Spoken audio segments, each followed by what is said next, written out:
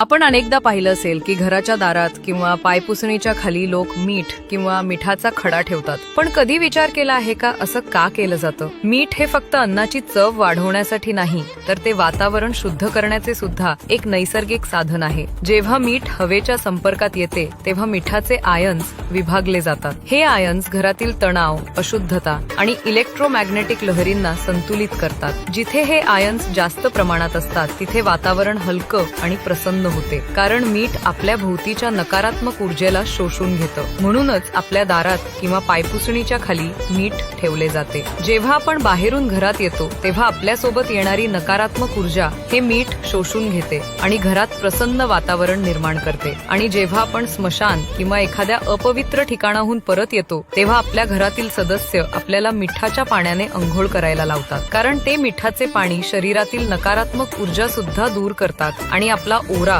शुद्ध करतात.